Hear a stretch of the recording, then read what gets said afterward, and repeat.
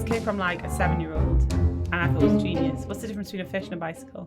Coast. Something on the coast. No. I said the joke wrong. Oh no, I said the joke wrong. Right, well that's it. It's ruined now. We're going to have to just do the podcast. No, I need to hear it. It's supposed to be, what do a fish and a bicycle have in common? Not what's the difference. Okay. What do a fish and a bicycle have in common? They both swim except the bicycle. What do they have in common? They both swim except the bicycle. Watching you try and work this out, Tom, is the best part. I don't get it. That was great. Wait, so what is it? What is it? There's not, honestly, there's no deeper anything to this. It's just this kid who made up a joke that doesn't really work, but I thought it was hilarious. So it's not a joke. Your 7-year-old friend is... I'm annoyed that there's no joke now. The look on Tom's face, he's literally holding his temple.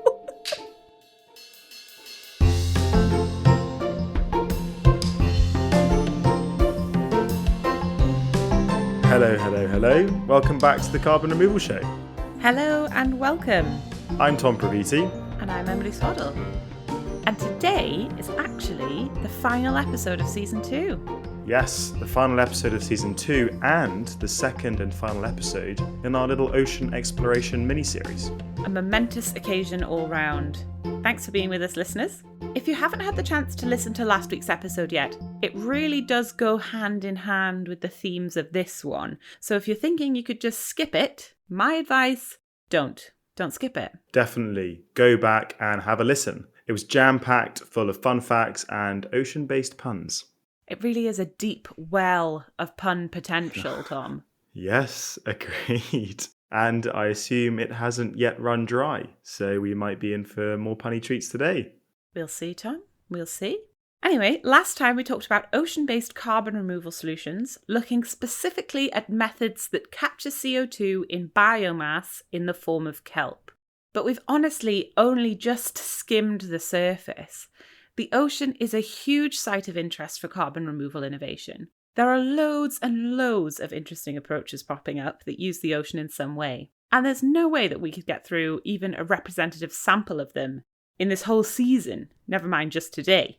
But before we say goodbye to our sea legs and climb out of this saline jungle back onto dry land, we thought we'd extend our ocean adventure just a little and maybe even linger at the coastline in order to find out what's going on there in terms of carbon removal solutions. Well, actually, Emily, you were apparently still way out at sea because I had 2 conversations for this week's episode without you. Yeah, sorry about that, Tom. Classic Swad. You know that I can't resist an opportunity for open water swimming. I just lose track of time pretending to be a mermaid. But anyway, who did you speak to while I was away? You would make a brilliant mermaid, Emily, for what it's worth. Thank you so much. Thank you. So first I spoke to Ronald Tardif. He's a marine scientist, blue economy expert, and just all-round ocean authority. Today he's based at Friends of Ocean Action, and he talked to me about the Blue Carbon Challenge, which they launched to find viable solutions in the blue carbon space. And secondly, I spoke with Kelly Earhart, co-founder and president of Vesta. Vesta, a pioneering and altogether different approach to ocean-based carbon removal that I think will offer some surprises and new perspectives. And actually, this process relies on rock weathering, something that we've seen before in a very different context when we visited Carbfix in Iceland. Sounds great. I am more than happy to give you the reins on this one, Tom, so I can just sit back and coast through the whole episode. Not quite, Emily.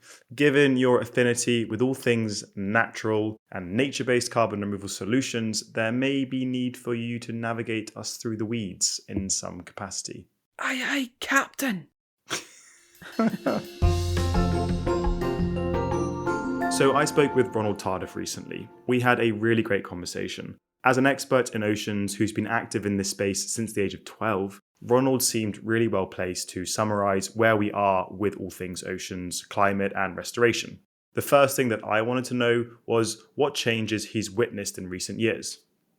It's been, for me, really quite exciting to see the transformation, especially having sort of gotten engaged in the issues back in 2007, when that was a really sort of unknown thing, particularly in the US.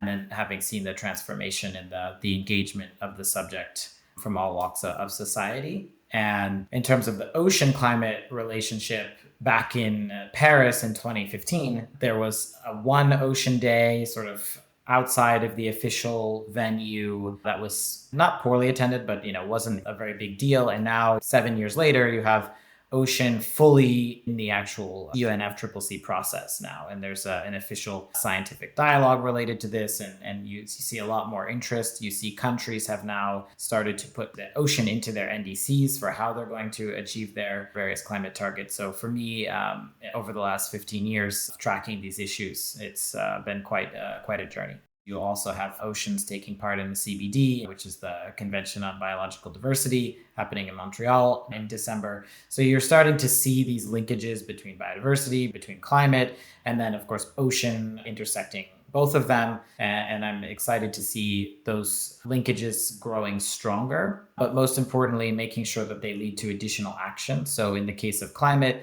it's one thing to just say, yes, that ocean is important for climate. But when you really see the action of countries putting blue carbon, mangrove restoration, seagrass restoration projects, and it's ocean management, seascape management in their NDCs, is really when you start to see action, right? Because those are what they're committing to deliver in order to lower their emissions. It's really interesting to hear this. We're obviously looking at oceans from a carbon removal perspective, but as we touched on last time, oceans are just inextricably linked to the wider climate situation because they play such a major role in terms of global climate. We simply cannot understand what's happening on our land and in our atmosphere if we ignore these giant stretches of the planet. It's really heartening to hear that this is at least, moving up the agenda.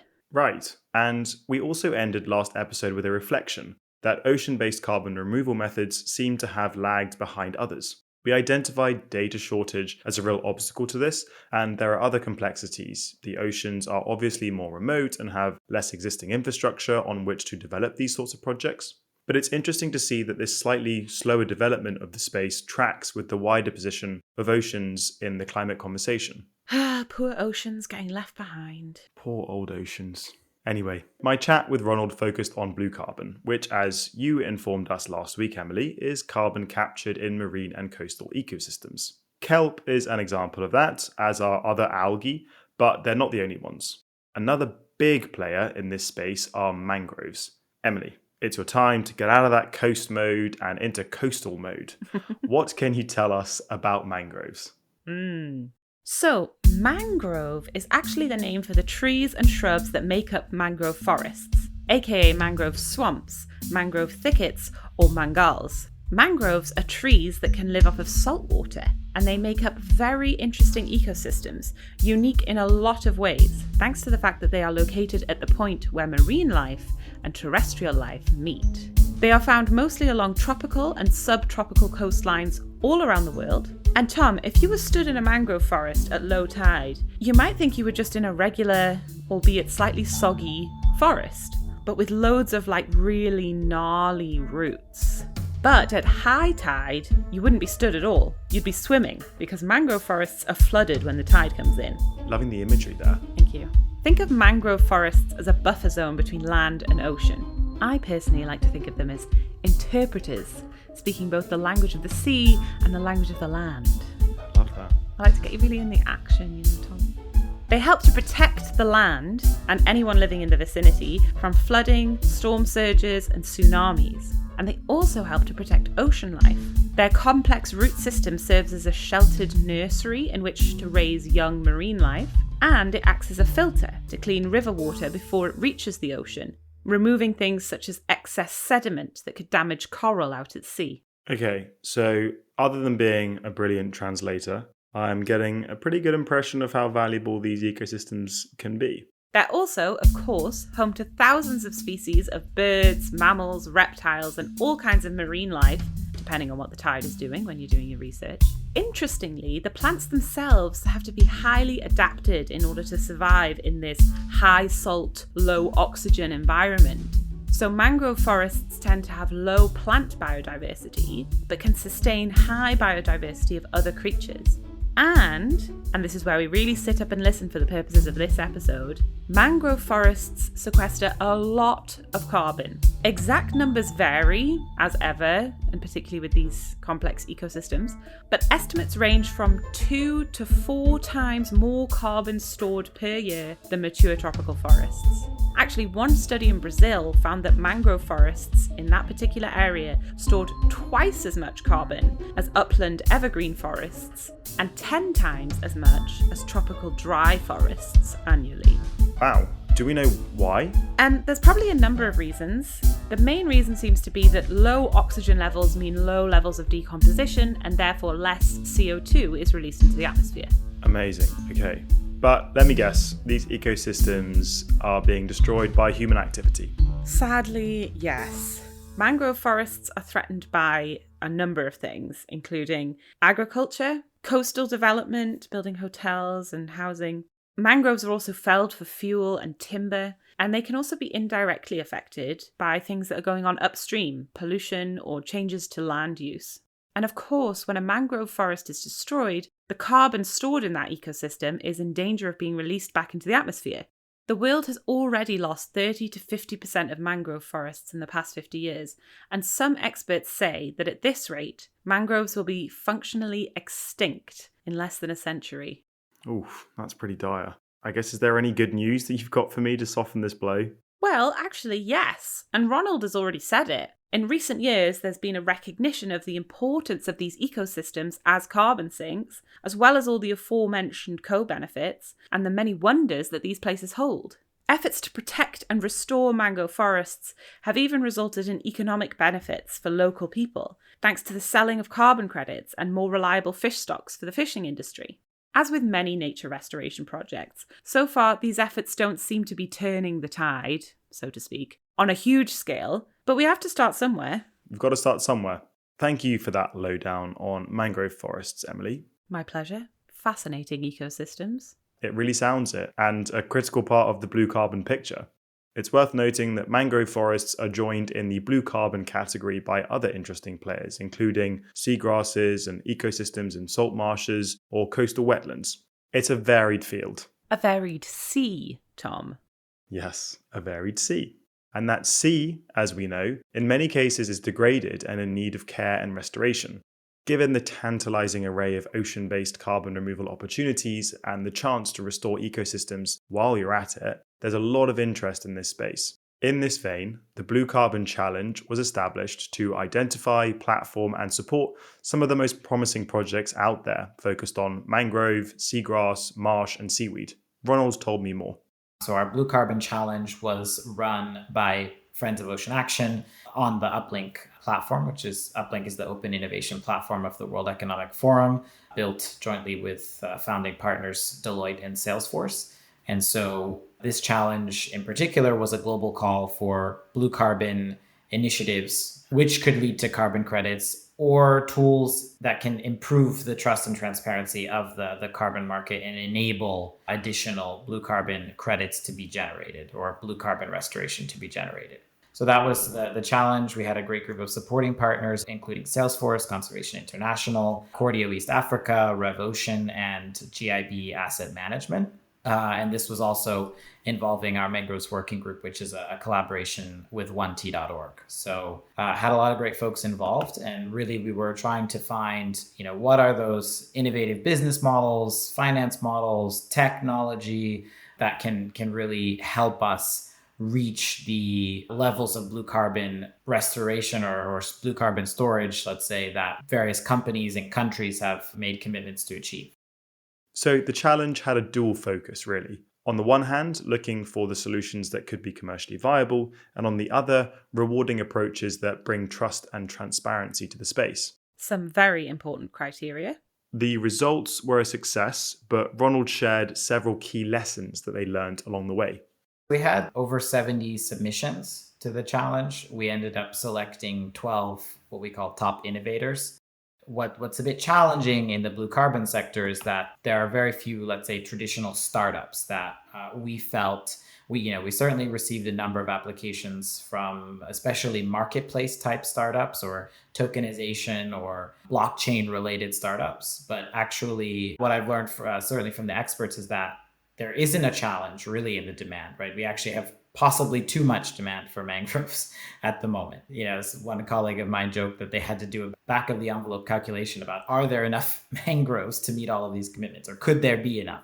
So there's tons of interest, there's tons of financial commitment, and there's more coming all the time. And there are a number of local projects, there are many NGOs that are sort of facilitating between these. And there are a number of different platforms that already exist for the trading, the verifying of carbon credits generally. So I would say that there's actually not a huge gap for these marketplace and tokenization sort of startups, which is, I think, the bulk of the more traditional startups that we had apply, which was something that was a little bit frustrating for us from the Uplink point of view, really wanting to support startups with a viable business model. And in the end, we ended up supporting more of NGO projects that were innovative in their approach, and which through the eventual sale of carbon credits will be financially viable. But, I wouldn't classify most of them as startups. And so that was something that we learned through the course of the challenge, was that there are actually not a huge number of startups that are really working at the point of implementation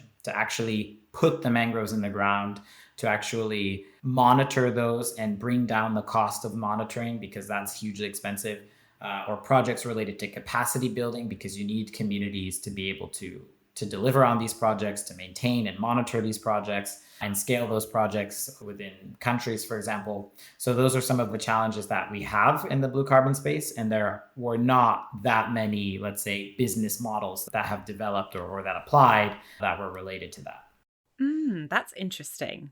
So a lot of submissions to the challenge had business models that would increase the demand for blue carbon rather than actually deliver any blue carbon solutions. What do you think of that, Tom? I'm not surprised by it, really. We know that demand for carbon removal credits is high, and particularly for blue carbon credits, but the blue carbon space appears to be tricky for startups to crack. I don't know if there's one clear reason for this, but in our chat, Ronald shared his thoughts. Above all, he made the point that in many cases, these are community spaces that are being restored or enhanced. And so if you're coming in as a private entity to develop and sell a project, you've got to be bearing in mind that this is a community initiative. You need community buy-in and return on investment. With this in mind, a lot of organizations already working in this space are NGOs rather than private companies. Yeah, that's a really good point about the demographic engaged by the challenge. And it's interesting to think about business models in this space in general. I know that we live in a capitalist world where we have to add some commercial element to most projects.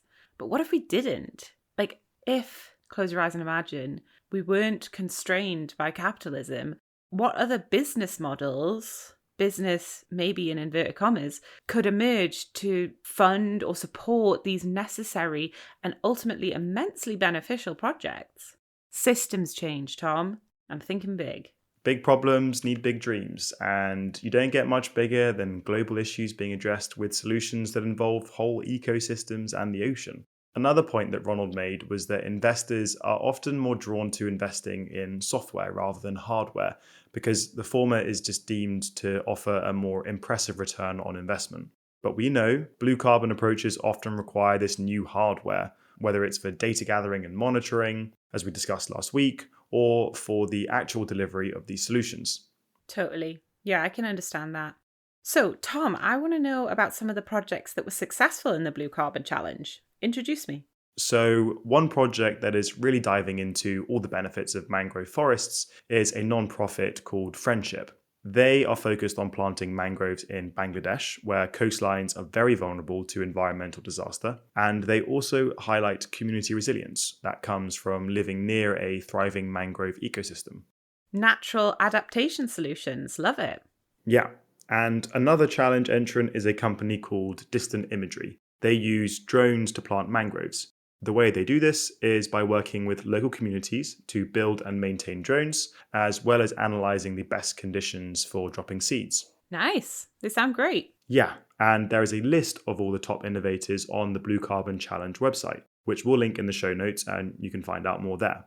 Ronald also told me that the 12 chosen innovators will get continued support as their projects grow.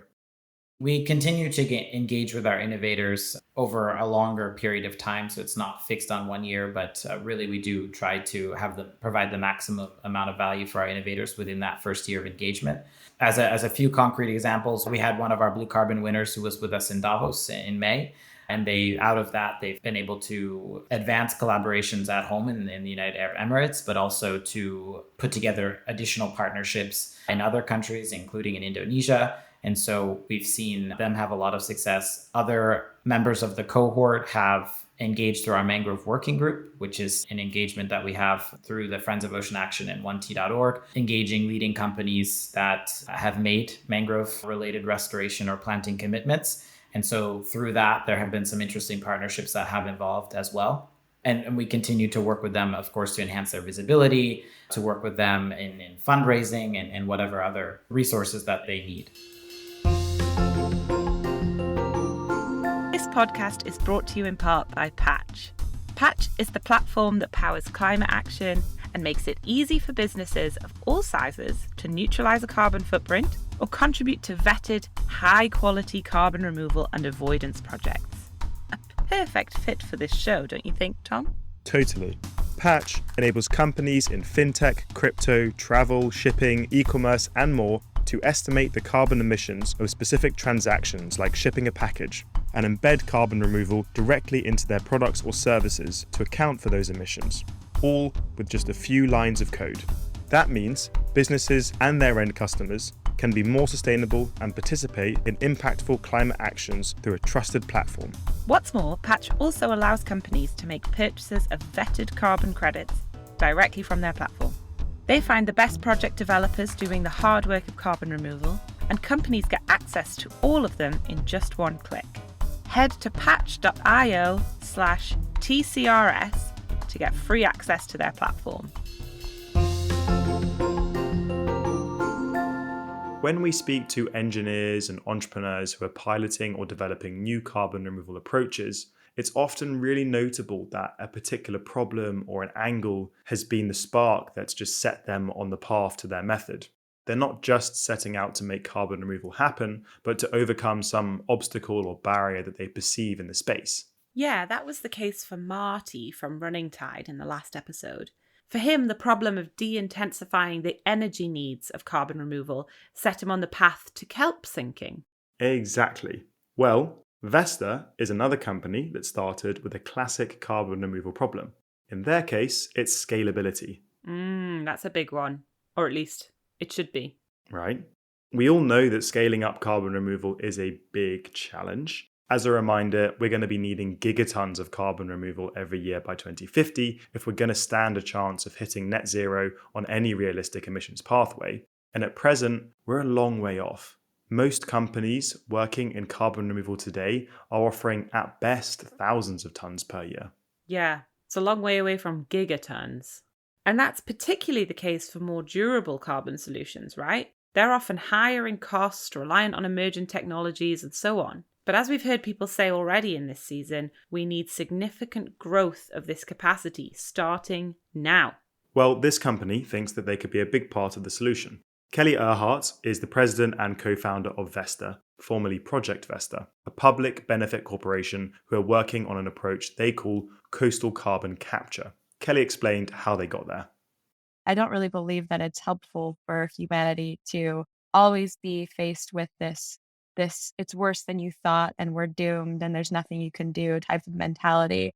And that instead there's a lot of action potential in indexing solutions and seeing where we actually can leverage the systems that exist today to change the world for the better in the future. And it's why I got working on enhanced weathering and on coastal carbon capture, because in all of the models that show how we avoid the worst scenarios of climate change, enhanced weathering is always a solution that's a part of these models. And yet at the time when we started Project Vesta, there was no real commercially viable solution trying to bring enhanced weathering into the world at the scale in which it was being projected in some of these models. So I put my head together with my co-founders and we thought we'd see if we could get enough scientists to talk to us about this. and see if it would work. And that's kind of how we started Project Vesta. As we saw last episode, the ocean presents a number of opportunities to move carbon directly from that fast cycle into the slow cycle, and thus to sequester it for a very long time. Now, of course, land-based approaches can also offer durability. Direct air capture with geological sequestration, for instance, is super long-term, potentially millions of years, but currently it comes at a relatively high cost per ton. Something like biochar production is going to be cheaper, but if you use it as a soil additive, the durability could be lower, think hundreds to 1,000 years. However, the ocean already has huge carbon stores and significant flows to help take carbon down there. So many are seeing the potential for ultra long-term sequestration without the need to build the sort of heavy infrastructure that many other durable solutions require. Yeah, we've seen that with the blue carbon approaches we've been looking at. If you're growing biomass in the ocean, some portion of the carbon stored within it is going to ultimately end up sequestered at the sea floor, thanks to the ocean's biological pump. Indeed. However, in Vesta's case, they're working on a method that sends carbon into that slow cycle without the need for growing biomass in the first place. And as I learned from all the reading I've been doing since we last sat down together, I can tell you that this is all thanks to the other ocean pumps that you mentioned briefly last episode, Emily. I'm pleased you've been swatting up, Tom. Yeah, thank you for the introduction to the 3 ocean pumps. So there are a couple of things going on here, but let's look at a natural process that Vesta are harnessing. On Earth, there's a process known as the carbonate-silicate cycle. First, CO2 in the atmosphere dissolves into rainwater, making it ever so slightly acidic. As this rain falls on rock, the reaction between the two generates ions called bicarbonates, in a process also known as weathering. Over time, these make their way into the ocean through rivers or other natural waterways. Once in the ocean, these bicarbonates can be used by shell-making creatures to build shells and exoskeletons made from calcium carbonate, which is limestone. While this process produces some CO2, which may find its way back into the atmosphere, these creatures will eventually die and take with them carbon-containing limestone to the ocean floor. This is at the heart of what's known as the ocean's carbonate pump. Aha! Down to the ocean floor, you say? I've been doing this long enough to know what that means. Exactly. For our purposes, that is a form of durable carbon sequestration. Of course, over many millions of years, this can find its way into the Earth's mantle and later emerge through volcanic eruptions, which spew the CO2 back into the atmosphere. That's why it's a cycle. But that's a seriously long-term perspective. We're not going to have to worry about that happening anytime soon. Lovely. It all sounds very promising.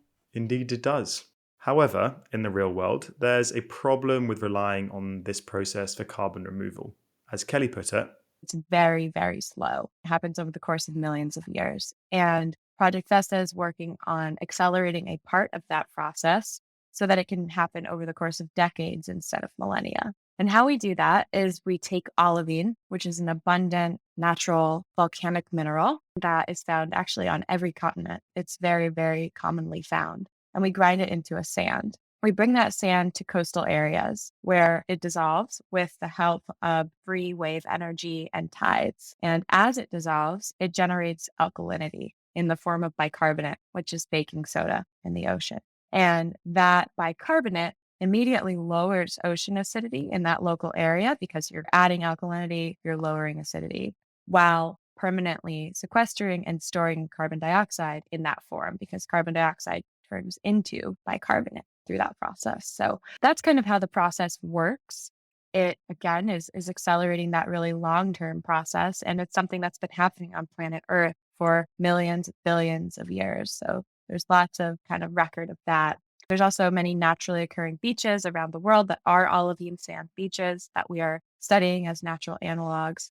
And for the last 3.5 years, we have been advancing the science that existed on what's known in literature as coastal enhanced weathering. We call it coastal carbon capture because I think that's a little easier to say and understand. But we've been advancing that science in the lab. So we've been running many lab-based studies to test and better understand, is this ecologically safe?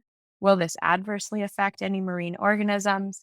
So far, we've had incredibly positive and encouraging results. We've seen no adverse effects on marine organisms that we've tested to EPA standards. So really, really positive results there. And we've also been testing and modeling to understand exactly how we'll measure, report, and verify on carbon removal rates. Because while the chemistry is well studied and understood, we don't yet have a coherent methodology for measuring carbon removal in the ocean. And so that's what we're developing. Essentially, instead of relying on CO2 dissolved in rainwater, Vesta get their CO2 from seawater itself. To get a little technical, without the olivine, some of the CO2 dissolved in the seawater would break down into a hydrogen ion, which drives ocean acidification, and a bicarbonate. However, with the olivine, a slightly different reaction takes place, which still produces the bicarbonate, but not the hydrogen ion. And this gets locked up with chemical components of the olivine itself. Okay, I think I'm following. So I see how you're getting CO2 out of the ocean water, but how does this help our atmosphere? Well, this is where the third of the ocean pumps comes in, the solubility pump. Less acidic oceans can accumulate more CO2, and the solubility pump is the process by which oceans absorb CO2 at the surface and pump it into the ocean's interior. Aside from this, some of Vesta's bicarbonate will end up in shells and exoskeletons as limestone and then sink to the ocean floor, just as I described earlier. Okay, this sounds very impressive. What does this mean for our coastlines, though, and particularly our beaches? I'm picturing miles of beach covered in mined minerals. Yeah, I had the same mental picture in my head, but Kelly was quick to correct me. Well, you actually wouldn't see anything. We're not putting the sand where you would lay your towel, for example. It's all going to be in the water. And so you really wouldn't see anything. The sand, when mixed with the native sand, which it naturally will be mixed with wave energy and all of that, there's no noticeable difference in the color or the aesthetic or anything. So it might be true that in some years' time, we'll all be surfing at carbon removing beaches and we won't even know it. Okay, that's reassuring. I do think these sorts of projects may face initial public trepidation, whether that's valid or not. So it'll be interesting to see how these things progress. Vesta currently have field pilots either deploying or planned in both New York State and the Dominican Republic. Kelly also stressed throughout our conversation that they're really keen to embed climate justice into their business. So they're working with local communities to ensure their work is ethical, inclusive, draws on local expertise, and has public support. As she explained, they're also looking for economic benefits for these communities and are implementing a give back framework to give back a portion of their carbon credit sales to them. This all sounds really exciting, notwithstanding that it's still obviously a work in progress. But what would this method have in its favour compared to others we look at? There are three big potential advantages that I can think of that are worth highlighting. First up, durability. According to Kelly, this process stores carbon dioxide in the form of bicarbonate for at least tens of thousands of years, and she said that's a conservative estimate. In other words, within human timeframes, this can be considered permanent and is certainly a lot more durable than many of the land-based approaches that we've looked at. Yep, agreed. Another big plus is efficiency. The amount of olivine needed to sequester a ton of carbon dioxide is about 1 ton of raw material, so a 1-to-1 ratio. Now, that may seem like quite a lot, but this mineral is readily available across the world and doesn't need complex processes to be usable. So yes, you need to mine it and then transport it to the coastline, but the company claims that the whole process can be about 95% efficient. So that means for every 20 tons of carbon that they can sequester, they would only emit 1 ton through the mining, transport, and so on. Yeah, that would be a really impressive rate of efficiency. But I imagine getting there is going to rely on doing this at scale. Totally. And you led me very nicely, Emily, on to the third potential benefit, scalability. Now, it's obviously worth taking all claims and ambitions that we hear on this show with a pinch of salt, but Kelly had some pretty big plans for what Vesta might be able to achieve in the coming years. In fact, I don't think we've heard many claims quite like it. We're anticipating we'll be able to do at least 1 billion tons of carbon removal every year, sometime in the next 15 years. That's, of course, assuming that all of our projects go according to plan, right? I mean, what makes us sure is there's trillions of tons of olivine at the near surface. It's one of the most abundant minerals. So there's no question of the availability of olivine as a resource. There's many olivine reserves around the world. They're not all being actively mined, so we do need to scale up the supply chain of olivine. Another one of our research questions is whether we can use waste tailings. So the waste product of many mining operations is often olivine because it is so abundantly found. So we are exploring whether it's possible to use waste tailings as well and kind of create more of a closed loop system there. So scaling up supply chain is one thing, though that's something we feel pretty confident about the possibility of and have supply chain partnerships with some of the major suppliers. In terms of deployment areas needed to do 1 billion tons of carbon removal per year, we have our seas, but then we have our continental shelf seas, which is the shelf that exists around our continents. And that's where the most wave action occurs. Continental shelf is about 8% of the ocean. Of that, we would only need 0.25% of the continental shelf to deliver 1 billion tons of carbon removal every year. And then, the last thing that you might think about when you think about constraints to scale is just infrastructure. So, I said it's about a 1-to-1 ratio. So we're talking about moving, about 1 billion tons of rocks around the world or sand around the world to execute on that scale. And it's true that that's a lot of bulk minerals, but it's also true that we have industries that have scaled far beyond that in the past and are in operation far beyond that today. So the coal industry today is about 8 billion tons. There's also many other sort of bulk minerals that are moved around the world and other aggregates that are moved around the world every year at incredibly large scale. So we feel pretty confident about that as well. Wow. Honestly, when you first told me about this conversation, Tom, I know you were pretty blown away by these ambitions, and I can see why. Yeah, it's bold. And I mean, who knows? Obviously, the gigaton scale remains a long way off, but I do find Kelly's basic claims here pretty credible. The sort of infrastructure needed to reach this scale is, as she says, not unprecedented in other industries. And as we discussed, ocean based approaches don't face the same barriers around land use and so on that some other methods do. So obviously, a lot needs to happen for them to get there, but it's not the sort of claim that you would immediately discount. So, something to note from my side, Tom. I've heard the word mining a lot, and I'm sure that this will have pricked up the ears of many listeners, as it did with mine. There are obviously downsides to almost everything we look at, but it strikes me that this is something that really does need to be done responsibly and in a way that minimizes environmental costs and maximizes social benefits. But, as Kelly said, they're not exactly short of possible sites for this in terms of olivine availability. And it's also great that they're looking at how to build a more circular supply chain. If they can use an existing waste stream to do this work, feels like a win-win. Oh, 100%. Another factor that may play into their favour is that Vesta believe their solution may actually become more effective as climate change worsens. Warming water leads to greater wave energy, and as we know, more carbon in the ocean leads to ocean acidification. Both these things are actually likely to offer a more favourable environment for this olivine weathering.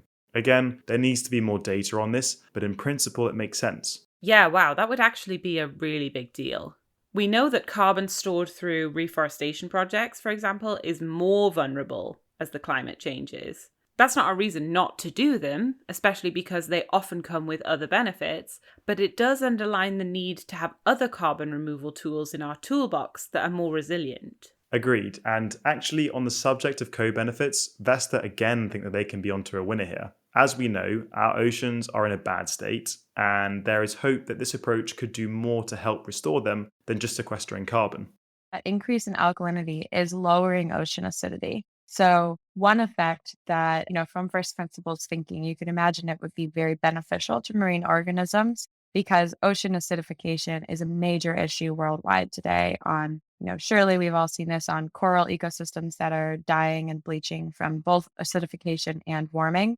We're also seeing, animals like Dungeness crabs and anything that is a calcifying organism suffering from acidification. We're seeing fisheries collapse. There's so many knock-on effects of ocean acidification. And so one thing we are testing is how beneficial actually can this process be to our local marine ecosystems through lowering the acidity locally. Then will that provide sort of a buffer capacity for some ecosystems to restore and regenerate?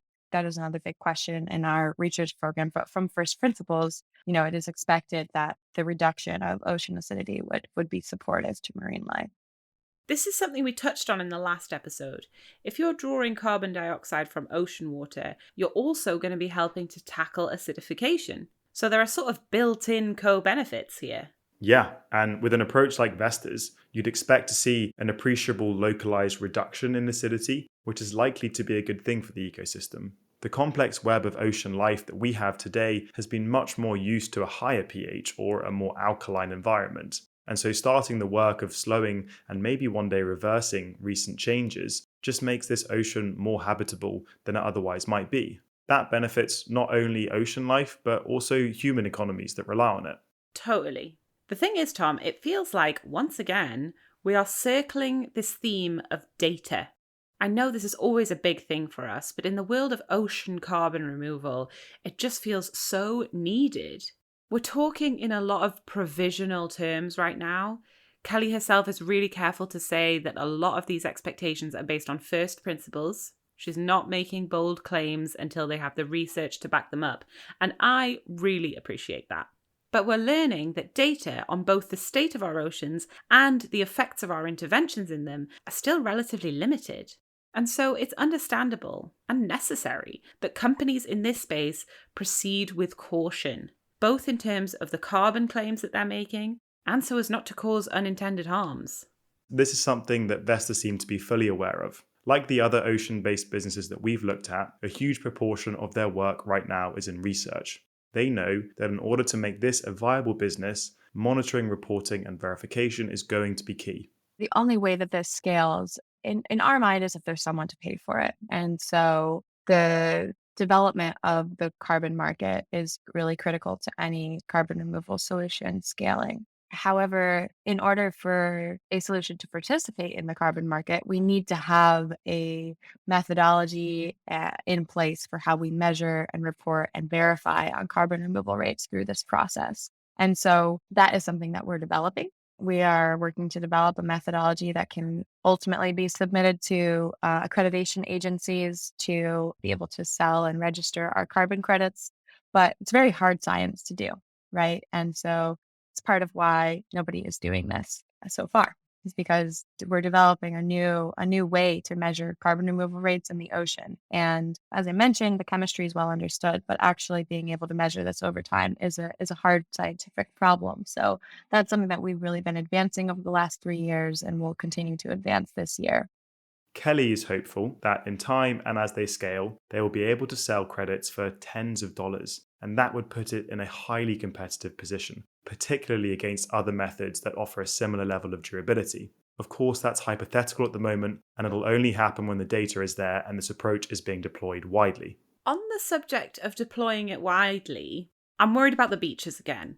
I'm curious to know, can we just spread olivine on beaches willy-nilly? Even once we're confident that there are no or, minimal unintended negative effects, presumably there are regulations around what you can do in these coastal areas. I know that you're not allowed to have fires on beaches in lots of places, for instance. So can you just spread olivine as you wish? It's a great question, and obviously that's going to vary somewhat by country and region, but broadly speaking, Kelly explained that this is more straightforward than you might imagine. And this is partly because they see this work as happening alongside existing coastal restoration programs. So right now, the work that we're doing actually fits pretty well into existing permitting regimes, at least in the United States and in many parts of the world that do coastal nourishment. So our process that we're deploying in New York State is actually in collaboration with a coastal community there. So coastal communities around the world and island nations are truly experiencing climate change first and worst, and in many cases aren't even the main perpetrators of emissions. And they're experiencing it through sea level rise and erosion, and their homes and their coastal assets are at risk. And so there's a large industry that is growing and growing called coastal nourishment in the United States and called other things elsewhere, where foreign sand is brought in to replenish and protect coastlines and low-lying coastal communities. We're working with some of these coastal communities to replace a portion of sand that would be used in these coastal protection projects with olivine sand as a way to treat both the symptoms of climate change, so sea level rise and ocean acidification, as well as the root cause, so removing carbon from the atmosphere. And all the while, we're able to also hopefully help increase the economics and the accessibility of these projects to coastal communities, especially those in the global south who may not be able to afford these expensive projects by selling carbon credits on the basis of this olivine sand. And this is something that we're exploring right now and working with different communities on and testing to understand the viability of, can we have coastal protection and carbon removal in the same go? It's different in every location, but we are working with local regulators and doing things like establishing local and national steering committees in the different sites that we're working in to ensure that, of course, we're doing everything in collaboration with these local sites and also kind of learning together about how we'd implement. So, having had the chance to dive into these two conversations you had, Tom, how are you feeling about them now? Coming off the back of both these conversations, something that stuck out to me and we spoke about briefly last episode is that I think the first obvious point is the scaling potential of ocean-based and coastal-based carbon removal. There's a huge opportunity there. The challenge that I see with this space, though, as we've touched on, is that there is so much testing to do still. There's so much data to gather, and it's going to take time. And ocean-based and coastal-based carbon removal solutions are not as advanced as others. Yeah, you're not wrong about there being a lot that is still untested in this space, or at least unproven. We've been talking a lot about potentials and possibilities in the last couple of episodes. And when we take that with the learning that Ronald shared about how so many startups in this space are more marketplace focused, it says to me that collectively, we might like the idea of these carbon removal solutions, also demonstrated by high demand for CDR credits.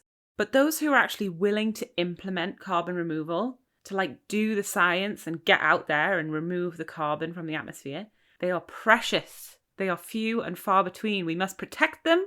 We must support them.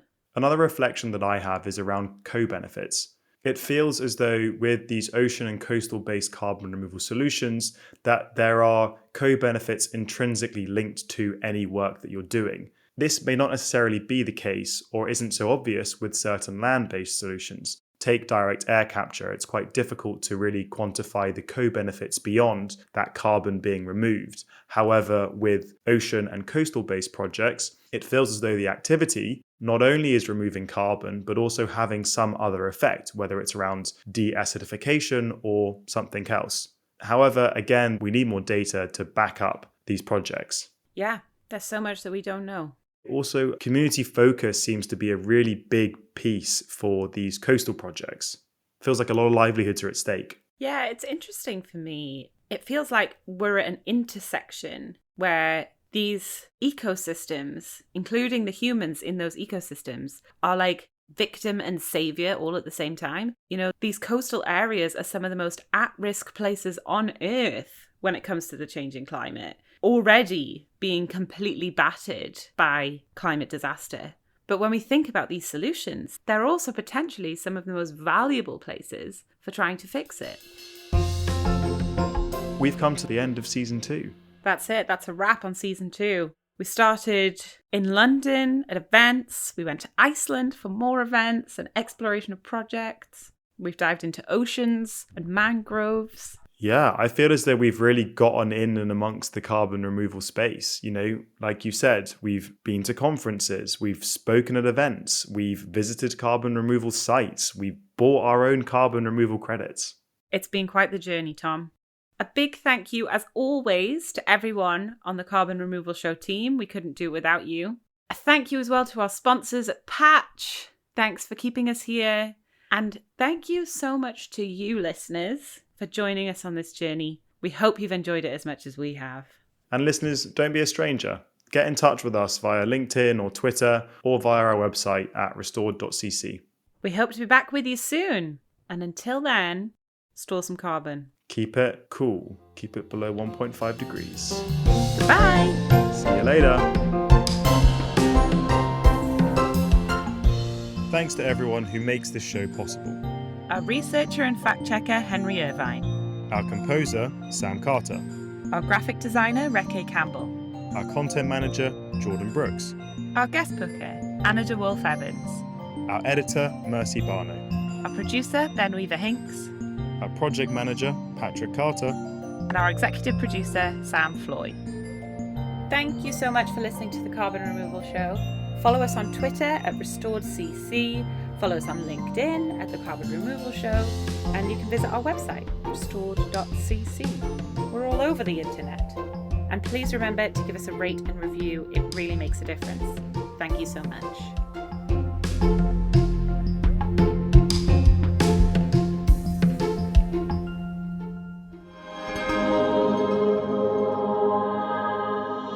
Co-fruition.